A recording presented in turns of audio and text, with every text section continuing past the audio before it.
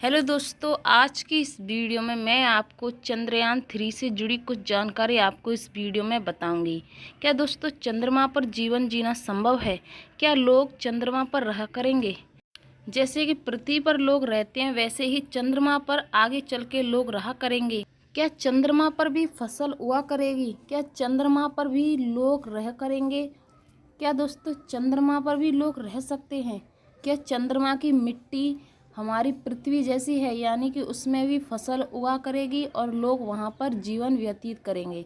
जितने भी आपके दिमाग में जो क्वेश्चन है दोस्तों, इन सभी क्वेश्चनों को मैं आज इस वीडियो में बताऊंगी, तो वीडियो को आपको पूरा देखना है। तो सबसे पहले आप इसे जानें, चांद के पास अपना कोई वातावरण नहीं है, जिसकी वजह से वहाँ सांस लेने के लिए ऑक्सीजन नहीं है। हालांकि चांद का घनत्व काफ़ी कम है, इसीलिए बिना इस पे टूट जाने पर इंसान की मौत तुरंत नहीं होगी। चांद पर पूरा एक दिन धरती के 29 दिन के बराबर होता है, जिसमें 14.5 दिन रात और 14.5 दिन रोशनी होती है। जैसा कि आपको पता चला है कि धरती पर 29 दिन और चंद्रमा पर एक दिन एक बराबर होते हैं। दोस्तों चंद्रमा पर जल की अनुपस्थिति के कारण यहाँ जीवन नहीं है। पृथ्वी पर सर्वप्रथम जीवन जल के बिना उत्पन्न नहीं होता, क्योंकि जीवन जल के बिना मुमकिन ही नहीं है। क्या चांद पर पानी और ऑक्सीजन उपलब्ध है? चांद पर ऑक्सीजन तो नहीं है, लेकिन चांद पर पानी की खोज करने वाला पहला देश भारत है, जिसने चंद्रयान-1 मिशन के दौरान चांद पर पानी की खोज की थी, जिसे नासा ने भी माना है। तो इससे ये पता चलता है कि चांद पर जीवन जीना मुमकिन है, यानी कि चांद पर भी लोग रह सकते हैं। पानी से ही लाइट बनती है, पानी से ही पौधे यानी कि फसल बनेगी। इसी तरह पानी से सब कुछ होता है जो एक जीवन जीने के लिए उपयुक्त होना चाहिए। दोस्तों चंद्रमा पर जीवन जीना मुमकिन हो सकता है, क्योंकि चंद्रमा पर पानी की खोज हो चुकी है। तो इससे ये साफ पता चलता है कि चंद्रमा पर भी लोग रह सकते हैं। चंद्रमा पर ऑक्सीजन नहीं है, इसलिए वैज्ञानिक वहाँ अपने मिशन को लंबे समय तक ठहरने की व्यवस्था नहीं कर पा रहे हैं। लेकिन चंद्रयान 3 वहाँ पर 14 दिन तक रिसर्च करेगा और जितनी भी नई नई जानकारियाँ उससे प्राप्त होंगी उन सभी को भारत को बताएगा। दोस्तों वैज्ञानिकों का कहना है कि चंद्रमा पर जीवन नहीं हो सकता, क्योंकि वहाँ पर पानी उपलब्ध नहीं है। पर चंद्रयान मिशन 1 ने पानी की खोज कर ली है, यानी कि वहाँ पर जीवन जीना अब मुमकिन हो सकता है। अभी तक तमाम अनुसंधान और खोज के आधार पर कहा जा सकता है कि चांद पर जीवन बिल्कुल भी संभव नहीं है।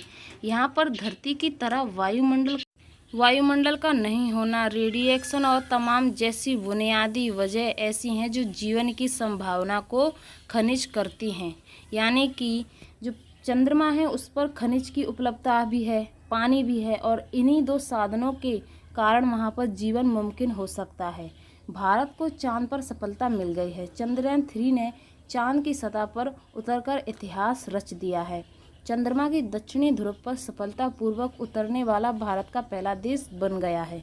चंद्रमा पर विक्रम लैंडर की सॉफ्ट लैंडिंग के बाद प्रज्ञान रोवर और उसमें निकाले गए चंद्रमा की सतह पर घूमकर शोध करेगा और जानकारी जुटाएगा।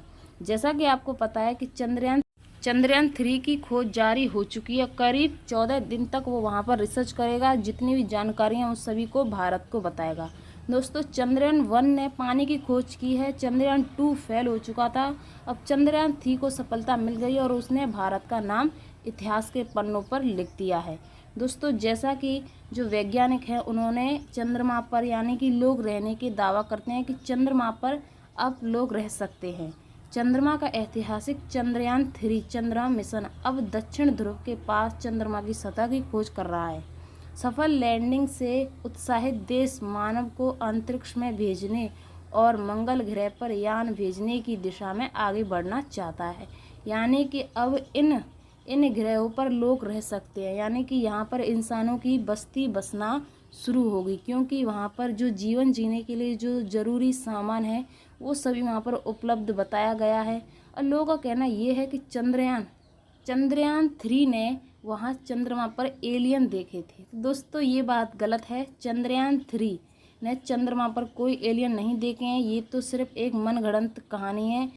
भारत का चंद्रयान-1 दुनिया में पहला लूनर मिशन था जिसने साल 2008 में चंद्रमा पर पानी की उपलब्धता का पता किया था और उसने ये भी जाना था कि चंद्रमा पर खनिज जैसे पानी, ये सभी जो उपलब्धियां हैं वो मौजूद हैं, यानी कि चंद्रमा की मिट्टी पे फसल उग सकते हैं। क्योंकि जब चंद्रमा पर वैज्ञानिक गए तो चंद्रमा की मिट्टी साथ में लेकर आए और उसमें पौधा पजाया।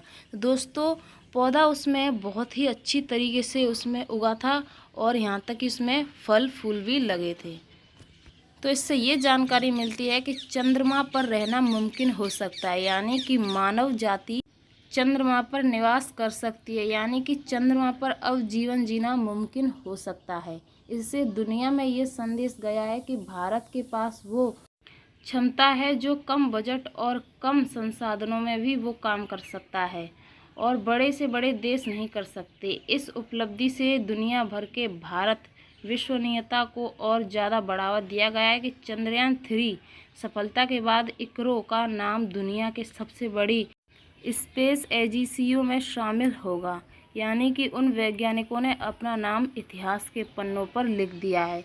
दोस्तों, चंद्रयान-3 अब रिसर्च करने के बाद जब 14 दिन के बाद उससे जितनी भी जानकारी हो सकेंगी सभी प्राप्त हो जाएंगी, तो इससे ये पता चलेगा कि चंद्रमा पर जीवन किस तरीके से जिया जाएगा। दोस्तों, आई होप आपको वीडियो पसंद आई होगी। वीडियो अगर आपको पसंद आए तो वीडियो को लाइक कर देना। अगर आप चैनल पर पहली बार हो तो चैनल को सब्सक्राइब कर देना। चलिए मिलते हैं नेक्स्ट वीडियो में, तब तक के लिए बाय।